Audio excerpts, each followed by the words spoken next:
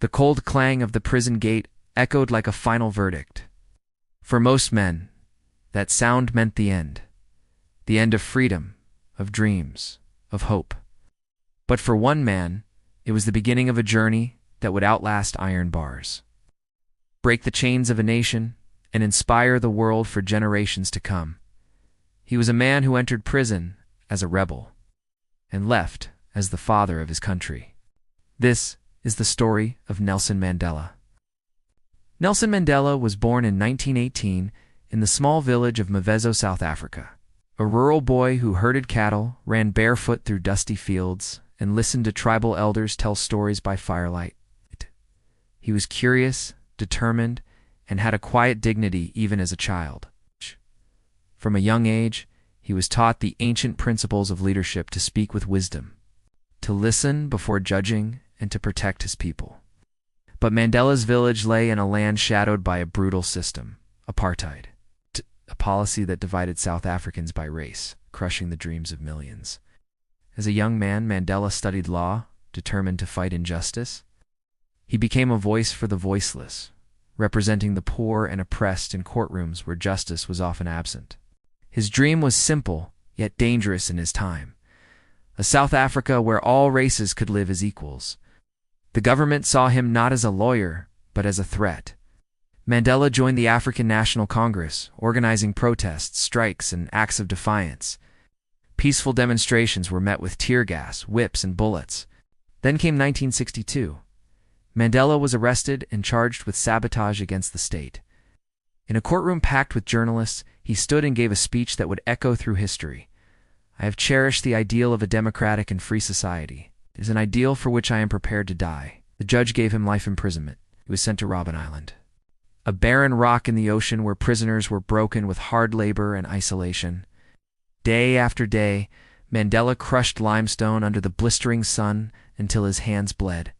He slept on a thin mat in a small, damp cell, barely wide enough to stretch his arms.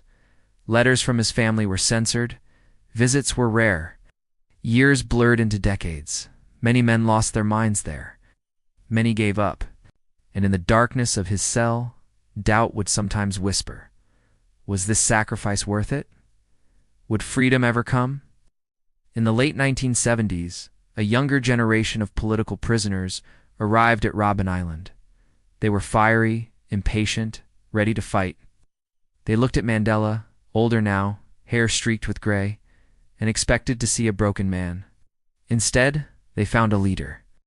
Mandela began teaching them, not just politics, but patience, discipline, and the art of negotiation.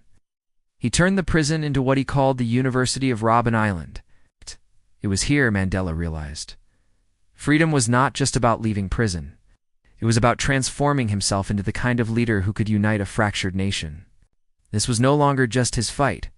It was South Africa's destiny. The years rolled on, minus 15, 20, 25. Outside, the world began to change. Apartheid was condemned by nations across the globe. Economic sanctions crippled South Africa's economy. Protests grew louder. Inside prison, Mandela never stopped negotiating. With his guards, with government officials, even with his enemies. He studied their fears, their weaknesses, and slowly gained their respect. Finally, in 1990, after 27 years behind bars, the unthinkable happened. The South African president announced Nelson Mandela's release. The world watched as an older, dignified Mandela walked through the prison gates. His fist raised, his smile calm. No bitterness, no vengeance, only resolve. In 1994, South Africa held its first fully democratic election. For the first time in history, black and white South Africans voted as equals.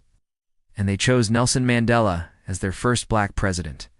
He could have used his power for revenge. Instead, he chose reconciliation. He built bridges where there had been walls. He invited his former prison guards to his inauguration. In 1995, during the Rugby World Cup, Mandela wore the jersey of the mostly white national team, a symbolic gesture that united a divided country in celebration. His message was clear: forgiveness is the greatest weapon. Nelson Mandela's life teaches us that endurance can outlast injustice. He proved that true leadership is not measured by how long you hold power, but by how long you can hold hope when the world gives you every reason to let it go, Mandela once said. It always seems impossible until it's done. So whatever prison you find yourself in, whether it's fear, doubt, failure, or hardship, remember, if a man can walk free after 27 years in a cell and still choose peace, then you too can rise, endure, and change the world. Thank you for watching this story. If it moved you, share it with someone who needs hope today. And if you believe in never giving up, subscribe, like, and help us spread these stories to inspire the world.